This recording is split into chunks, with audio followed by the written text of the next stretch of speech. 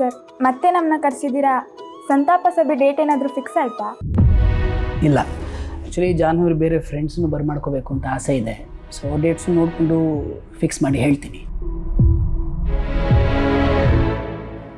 By the way, last time ನೀವು ಗೂಬೆ ಅನ್ನೋ ಬಗ್ಗೆ ಏನೋ ವಿಷಯ ಮಾತಾಡ್ತಾ ಇದ್ರಿ, ಏನಾದರೂ ಬೇರೆ ಗೊತ್ತಾಯ್ತಾ? ಇಲ್ಲ ಸರ್, ಅವ್ನು ಕಾಂಟ್ಯಾಕ್ಟ್ ಮಾಡೋಕ್ಕೆ ತುಂಬ ಟ್ರೈ ಮಾಡಿದ್ವಿ.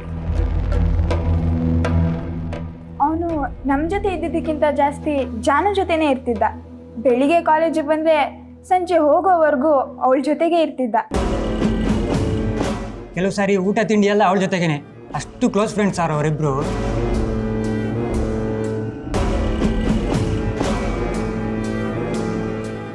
ಅಯ್ಯೋ, ಇದನ್ನೆಲ್ಲ ಇವನ ಹತ್ರ ಯಾಕಪ್ಪ ಹೇಳ್ತಿದ್ದಾರೆ? ಅವನು ನಿಮ್ಮನ್ನು ಕರೆಸಿರೋದೇ ಆ ಗೂಬೆ ಬಗ್ಗೆ ತಿಳ್ಕೊಳ್ಳೋದಕ್ಕೆ. ನೀವು ಅದು ಗೊತ್ತಿಲ್ಲದೆ ಅವನ ಬಗ್ಗೆನೇ ಮಾತಾಡ್ತಿದ್ದೀರಾ.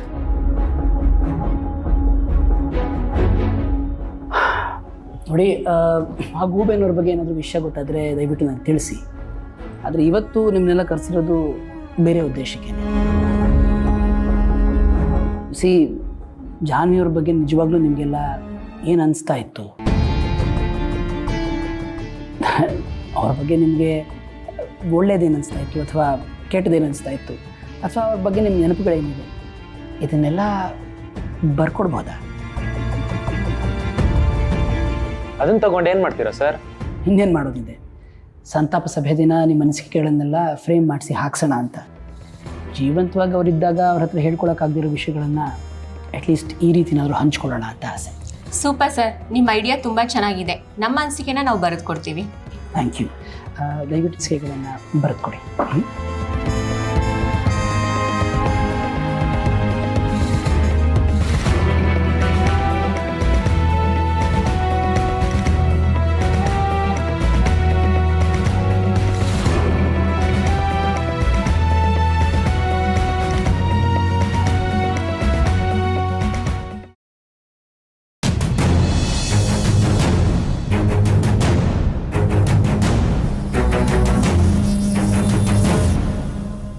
ಇಷ್ಟೆಲ್ಲ ಆಗಿದೆ ಸರ್. ಈಗ ನೀವೇ ನಮಗೆ ಸಹಾಯ ಮಾಡಬೇಕು. ನೀವು ನಮಗೆ ಸಹಾಯ ಮಾಡಿದ್ರೆ ಸಿದ್ದು ಅವರು ನಿರಪರಾಧಿ ಅಂತ ನಾವು ಸಾಬೀತು ಮಾಡಬಹುದು.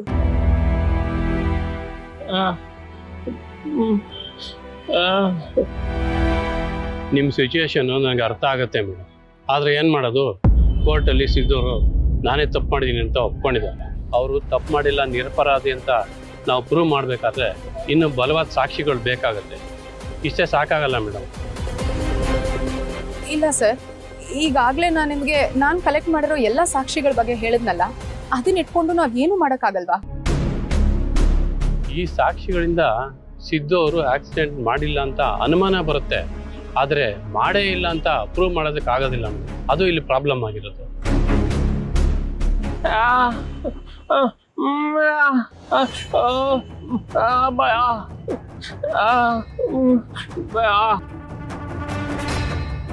ಸಿದ್ದು ಒಳ್ಳೆ ಹುಡುಗ ಅಂತ ನನಗೂ ಗೊತ್ತಿದೆ. ಆದರೆ ಏನು ಮಾಡೋದು, ದೊಡ್ಡ ಯಜಮಾನರು ಈ ಥರ ಆಗಿದೆ, ಸಿದ್ದುನೇ ಈ ಕೆಲಸ ಮಾಡಿದ್ದಾನೆ ಅಂತ ಹೇಳಿದಾಗ ನನಗೂ ನಂಬಕ್ಕೆ ಆಗಲಿಲ್ಲ ಮೇಡಮ್. ಆದರೆ ಏನು ಮಾಡೋದು, ಈ ಹಿಂದೆ ಇದ್ದು ಇನ್ವೆಸ್ಟಿಗೇಷನ್ ಮಾಡಿದ್ದು ಇನ್ಸ್ಪೆಕ್ಟರ್ ಇದ್ರಲ್ಲ, ಅವ್ರು ಸರಿಯಾಗಿ ಇನ್ವೆಸ್ಟಿಗೇಷನ್ ಮಾಡದೇ ಇರೋದ್ರಿಂದ ಈ ಪ್ರಾಬ್ಲಮ್ ಆಗಿದೆ. ಈಗ ನೀವು ಸಾಕ್ಷಿಗಳನ್ನ ಕೊಟ್ಟಿದ್ದೀರಲ್ಲ, ಇದನ್ನ ಇಟ್ಕೊಂಡು ಸರಿಯಾಗಿ ಇನ್ವೆಸ್ಟಿಗೇಷನ್ ಮಾಡ್ತೀವಿ, ಎಲ್ಲ ಒಳ್ಳೆಯದೇ ಆಗುತ್ತೆ. Thank you so much sir. ಇದಕ್ಕೆಲ್ಲ ಥ್ಯಾಂಕ್ಸ್ ಯಾಕೆ ಮೇಡಮ್? ಒಬ್ಬ ಹೆಣ್ಮಗಳಾಗಿ ನಿನ್ನ ಗಂಡನ್ನ ಉಳಿಸ್ಕೊಳ್ಳೋದಕ್ಕೆ ನೀನು ಎಷ್ಟು ಪ್ರಯತ್ನ ಮಾಡ್ತಾ ಇದೆಯಾ ಅಂತ ನಾವು ನೋಡ್ತಾ ಇದ್ವಿ. ನಿಮ್ಮ ಜಾಗದಲ್ಲಿ ಬೇರೆ ಯಾರಾದರೂ ಹೆಣ್ಮಗಳಿದ್ದಿದ್ರೆ ಅದನ್ನು ಕಲ್ಪನೆ ಮಾಡ್ಕೊಳ್ಳೋದಕ್ಕೂ ಆಗ್ತಾ ಇಲ್ಲ. ಆದರೆ ನೀವು ಧೈರ್ಯವಾಗಿ ಇದನ್ನು ಎದುರಿಸ್ತಾ ಇದ್ದೀವಿ.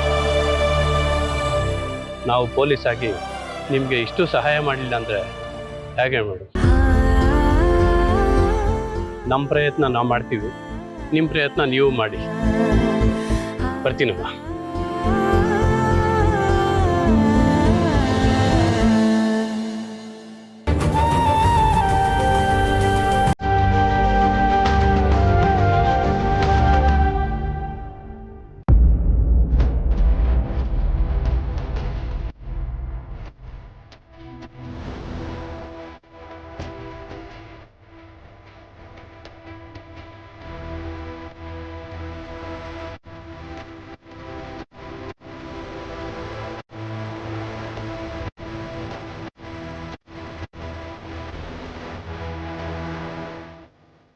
ನೋಡಿ, ಇಷ್ಟು ದೂರ ಬಂದು ಮನಸ್ಸಿಗೆಗಳನ್ನ ಈಗ ಬರೆದು ಕೊಟ್ಟಿದ್ದಕ್ಕೆ thank you so much. Sir ನಾವೇನು ಬರೆಯೋದು, ಆ ಗೂಬೆ ಇದ್ದಿದ್ರೆ ಪುಟಗಟ್ಲೆ ಬರ್ದಿರೋನು. ಯಾಕಂದರೆ ಜಾನ್ವಿ ಬಗ್ಗೆ ಚೆನ್ನಾಗಿ ಗೊತ್ತಿರೋದು ಅವನೊಬ್ಬನಿಗೆ, ಆದರೆ ಅವನೇ ಮಿಸ್ ಆಗೋದ.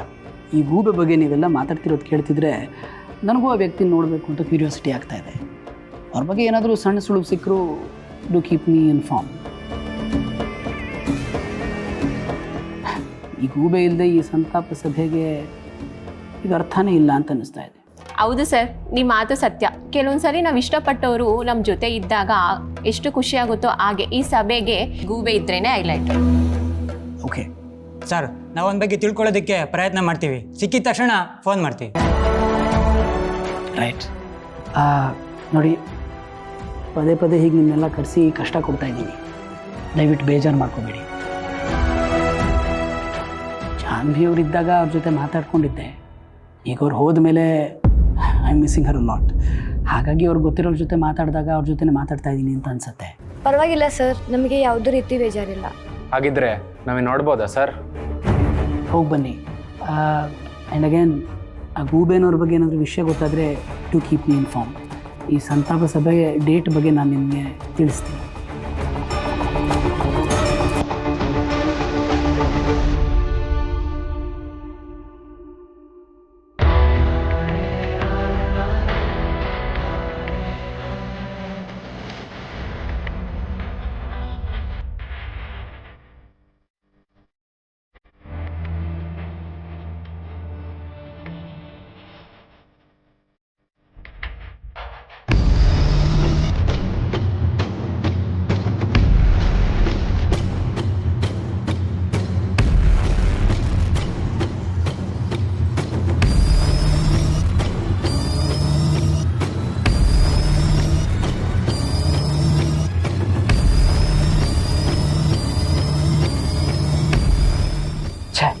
ಇವರಲ್ಲಿ ಯಾರ ಅಕ್ಷರನೂ ಮ್ಯಾಚೇ ಆಗ್ತಾ ಇಲ್ವಲ್ಲ. ಒಬ್ಬೊಬ್ರದ್ದು ಒಂದೊಂದು ರೀತಿ ಇದೆ. ಅಂದರೆ ಇವರಲ್ಲಿ ಯಾರು ಗೂಬೆ ಅಲ್ಲ. ಲೇ ಗೂಬೆ, ಎಲ್ಲೋ ಇದೆಯಾ? ಯಾಕೋ ನನ್ನ ಜೀವನದಲ್ಲಿ ಹೀಗೆಲ್ಲ ಆಟ ಆಡ್ತಾ ಇದೆಯಾ? ಒಂದೇ ಒಂದು ಸರಿ ನನ್ನ ಕೈಗೆ ಸಿಗು.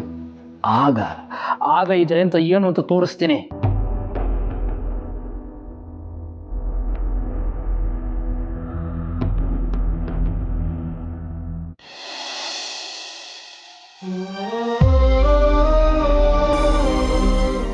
ನೋಡ್ರಿ, ನಿಮ್ಮ ಹೆಂಡತಿ ನಿಮಗೋಸ್ಕರ ಎಷ್ಟೆಲ್ಲ ಕಷ್ಟಪಡ್ತಾವ್ರೆ.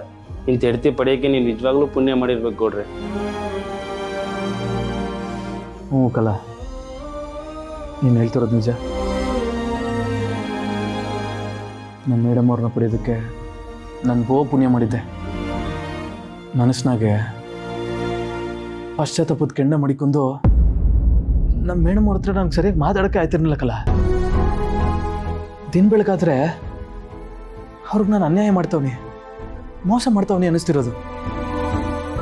ಅದಕ್ಕೆ ತಡ್ಕೊಳಕ್ಕಾಗ್ದೇ ಹೋಗಿ ತಪ್ಪು ಒಪ್ಕೊಂಬಿಟ್ಟೆ. ಅಲ್ಲ ನೋಡ್ರಿ, ನೀವು ತಪ್ಪು ಒಪ್ಕೊಂಡ್ಮೇಲೆ ನಿಮ್ಮ ಹೆಂಡತಿ ನಿಮ್ಮ ಹತ್ರ ಹೆಂಗೆ ಮಾತಾಡಿದ್ರು? ಅವಾಗಲೂ ಚೆನ್ನಾಗೇ ಮಾತಾಡಿಸ್ತಾರ? ಇಲ್ಲ ಕಲಾ, ಮೊದಲು ನಾನು ಅವ್ರನ್ನ ಪಡ್ಕೊಳ್ಳೋದಕ್ಕೋಸ್ಕರ, ನಾನು ಅವ್ರ ಪ್ರೀತಿಗೋಸ್ಕರ ಈ ಆಕ್ಸಿಡೆಂಟ್ ಮಾಡಿದ್ನಿ ಅನ್ಕೊಂಡಿದ್ರು. ನಂತೂ ಸರಿಯಾಗಿ ಮಾತಾಡ್ತಾನೆ ಇರಲಿಲ್ಲ. ನನ್ಗೆ ಅವ್ರ ಜೊತೆ ಮಾತಾಡದೆ ಇರೋಕ್ಕೂ ಆಯ್ತಿರಲಿಲ್ಲ. ಆದರೆ ಹೋಯ್ತಾ ಹೋಯ್ತಾ ಅವ್ರಿಗೂ ನನ್ನ ಮೇಲೆ ನಂಬಿಕೆ ಬಂತು. ಸತ್ಯ ಈಗ ನನ್ನ ಜೊತೆ ಚೆಂದಾಗಿ ಮಾತಾಡ್ತವ್ರೆ. ನನಗೋಸ್ಕರ, ನನ್ನ ಬಿಡಿಸೋದಕ್ಕೋಸ್ಕರ ಎಷ್ಟೆಲ್ಲ ಕಷ್ಟಪಡ್ತವ್ರೆ. ಅದನ್ನೆಲ್ಲ ನೋಡ್ತಿದ್ರೆ ನನ್ನ ಕಣ್ ತುಂಬ್ಕೋತದೆ ಕಲ. ಅದನ್ನ ನಾನು ಕಣ್ಣಾರೆ ನೋಡ್ದಲ್ಲ ಗೌಡ್ರೆ, ನಿಮ್ಮ ಹೆಂಡತಿ ನಿಮಗೋಸ್ಕರ ಎಷ್ಟೆಲ್ಲ ಕಷ್ಟಪಡ್ತಾವ್ರೆ ಅಂತ. ನೀವು ಒಬ್ಬ MLA ಮಗನಾಗಿ ತಪ್ಪನ್ನ ಒಪ್ಕೊಂಡು ಜೈಲಿಗೆ ಸೇರ್ಕೊಂಡ್ರಲ್ಲ ಗೌಡ್ರೆ, ನಿಜವಾಗ್ಲೂ ಗ್ರೇಟ್. ನಿಮ್ಮನ್ನು ಬಿಡ್ಸೋಕ್ಕೆ ಹೋರಾಡ್ತಾರಲ್ಲ ನಿಮ್ಮ ಹೆಂಡತಿ, ಅವರು ಗ್ರೇಟು. ನಿಮ್ಮಾಗಿರಬೇಕು ಆದರ್ಶ ದಂಪತಿಗಳು. ನಿಮ್ಮಂಥ ಒಳ್ಳೆಯವ್ರಿಗೆ ಅನ್ಯಾಯ ಆಗಲ್ಲ ಗೌಡ್ರೆ. ಆದಷ್ಟು ಬೇಗ ನೀವು ಹೊರಗೆ ಹೋಗೇ ಹೋಗ್ತೀರಾ. ನಿಮ್ಮ ಬಾಯಾರಿಕೆಯಿಂದ ಹಂಗೆ ಆದರೆ ಅಷ್ಟೇ ಸಾಕು ಶಂಕರ. ಸರಿ ಗೌಡ್ರೆ, ಮಲ್ಕೊಳ್ಳಿ, ಹೊತ್ತಾಯ್ತು.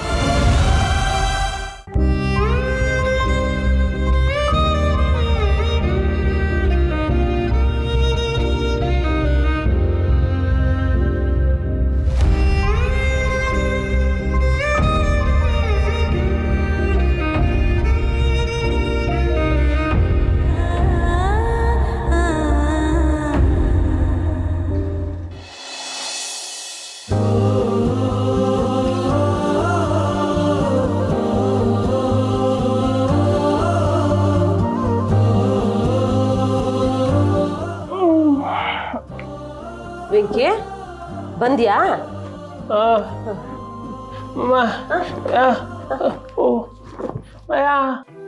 ಚೆಲುವಿನ ಇನ್ನು ಬಂದಿಲ್ಲ ಕಣ್ಮಗ. ಎಲ್ಲೋ ನೀನು ಬರ್ತೀಯಾ, ನೀನು ಬಂದ್ಮೇಲೆ ಅಂಗಡಿ ಬಾಗ್ಲು ಹಾಕ್ಕೊಳ್ಳೋಣ ಅಂತ ಕಾಯ್ತಿರ್ತಾಳೋ ಏನೋ. ಇವಾಗ ನೀನು ಇಷ್ಟೊತ್ತಾದ್ಮೇಲೆ ಬರಲ್ಲ ಅಂತ ಹೇಳಿ ಬಾಗ್ಲು ಹಾಕೊಂಡು ಬರ್ತಾಳೆ ಬಿಡು.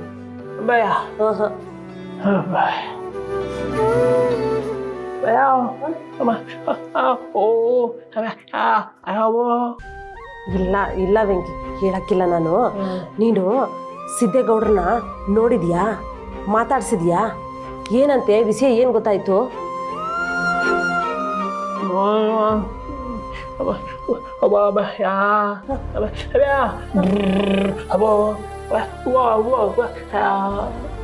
ನಾನೇ ಆಕ್ಸಿಡೆಂಟ್ ಮಾಡಿದ್ದು ಅಂತ ಹೇಳ್ತಿದಾರಾ?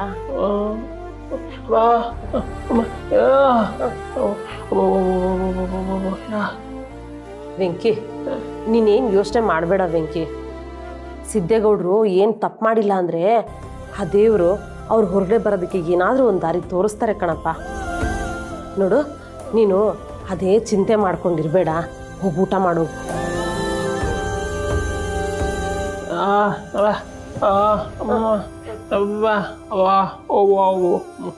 ಚೆಲುವಿ ಬಂದ್ಮೇಲೆ ಊಟ ಮಾಡ್ತೀಯಾ?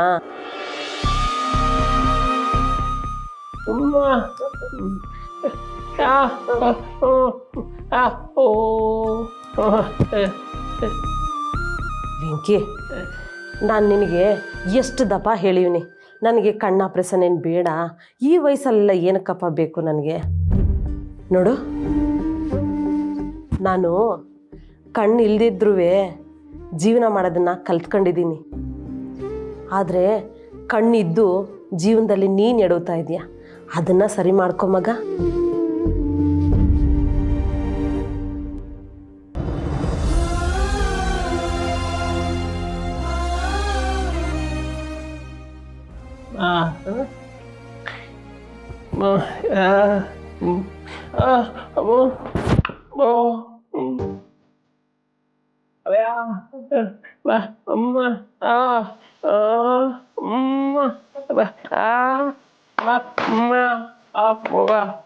ನನ್ನ ಆಪ್ರೇಷನ್ಗೆ ಅಂತ ತಾನೇ ನೀನು ಹೊರಗಡೆ ಹೋಗಿದ್ದು. ಅದೇ ಆಗಿದ್ದೇನೋ, ನಿನ್ನನ್ನು ಜೈಲಲ್ಲಿ ನೋಡೋಂಗಾಯ್ತು. ಅದಕ್ಕೆ ಹೇಳ್ತಾ ಇದ್ದೀನಿ, ಮತ್ತೆ ಹಿಂಗೆಲ್ಲ ಮಾಡಬೇಡ ವೆಂಕಿ. ನಮ್ಮ ಚೆಲುವಿ ನಿನ್ನೇ ನಂಬ್ಕೊಂಡಿದ್ದಾಳೆ ಕಣಪ್ಪ. ಅವಳನ್ನ ಕೂಡ ಹಾಗೆ ಮಾಡಬೇಡ ವೆಂಕಿ. ಅವಳನ್ನ ಸಂದಾಗಿ ನೋಡ್ಕೊಳಪ್ಪ. ಅಷ್ಟೇ ನಾನು ನಿನ್ನ ಹತ್ರ ಕೇಳ್ಕೊಳ್ಳೋದು.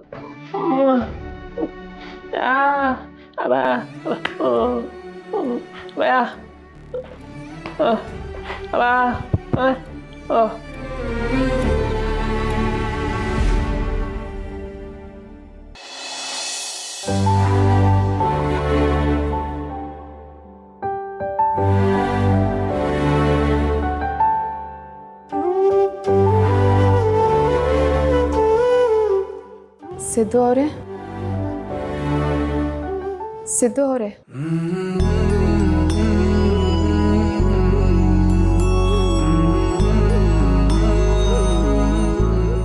ಮೇಡಮರೇ, ನೀವೇನಲ್ಲಿ?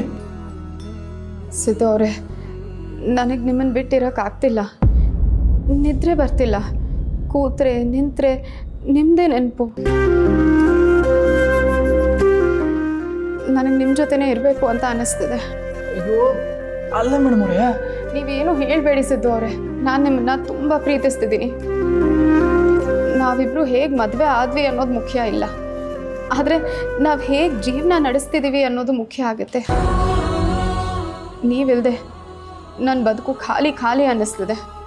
ಅದೆಲ್ಲ ಸರಿ ಮೇಡಮರೇ, ಆದರೆ ನೀವು ಇಷ್ಟೊತ್ತಲ್ಲಿ ಇಲ್ಲಿರೋದು ನನಗೆ ಯಾಕೋ ಸರಿ ಕಾಣಿಸ್ತಿಲ್ಲ. ನಿಮ್ಮ ಮನೆಗೆ ಹೋಗಿ. ಇಲ್ಲ ಸಿದ್ದು ಅವರೇ, ನಾನು ಇಲ್ಲೇ ಇರ್ತೀನಿ. ಮೇಡಮರೇ, ಬೇಡ ಮೇಡಮರೇ, ದಯವಿಟ್ಟು ನನ್ನ ಮಾತು ಕೇಳಿ. ಇಲ್ಲ ಸಿದ್ದು ಅವರೇ, ನಾನು ಇಲ್ಲೇ ನಿಮ್ಮ ಜೊತೆನೇ ಇರ್ತೀನಿ. ಬೇಡ ಮೇಡಮರೇ, ಬೇಡ ಮೇಡಮರೇ, ಬೇಡ ಮೇಡಮರೇ, ಬೇಡ ಮೇಡಮರೇ, ಮೇಡಮರೇ.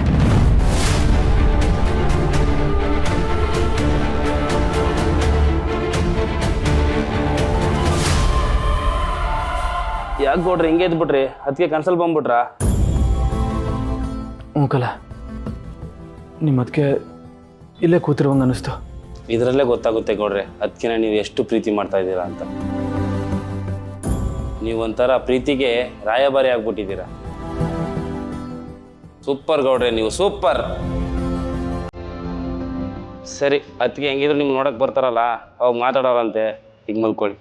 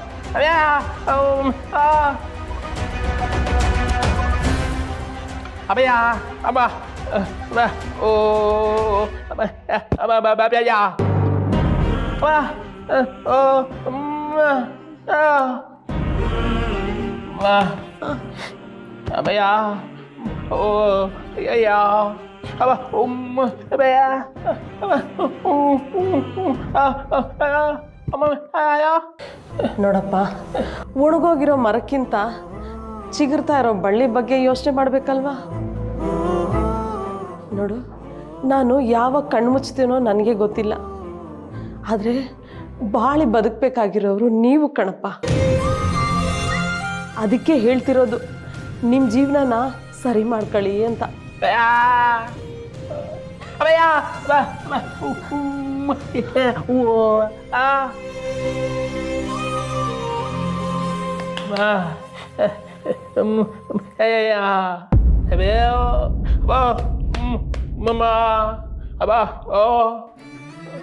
ವೆಂಕಿ, ನಾನು ಹಠ ಮಾಡ್ತಿದ್ದೀನಿ ಅಂತ ಹೇಳ್ತಿದೀಯಲ್ಲ, ನೀನು ಅದನ್ನೇ ತಾನೇ ಮಾಡ್ತಿರೋದು.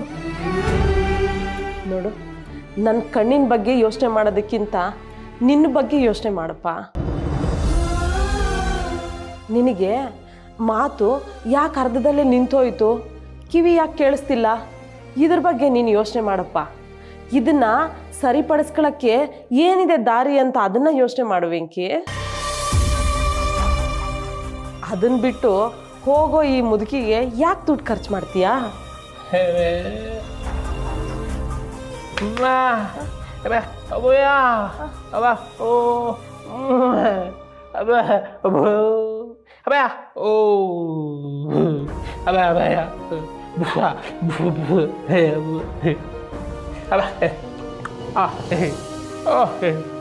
ಹಂಗೆಲ್ಲ ಹೇಳ್ಬೇಡ ವೆಂಕಿ.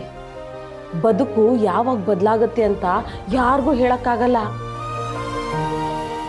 ದೇವ್ರ ದಯೆ ಒಂದಿದ್ರೆ ಮಾತು ಬರ್ದೇ ಇರೋಂಥವ್ರು ಕೂಡ ಮಾತಾಡ್ತಾನೆ, ಕಿವಿ ಕೇಳಿಸ್ಲಿಲ್ಲ ಅಂದವ್ರು ಕೂಡ ಕಿವಿ ಕೇಳಿಸ್ಕತಾನೆ ಕಣಪ್ಪ. ಅದಕ್ಕೆ ದೇವ್ರ ಮೇಲೆ ಭರೋಸೆ ಇಟ್ಟು ನಿನ್ನ ಸಮಸ್ಯೆನ ಪರಿಹಾರ ಮಾಡೋದ್ರ ಕಡೆ ಗಮನ ಕೊಡು ವೆಂಕಿ.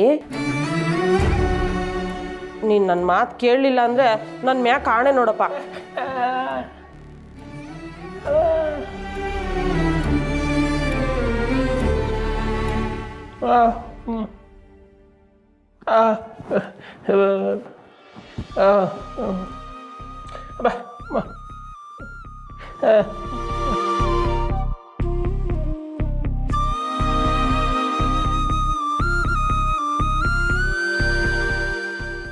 Apa?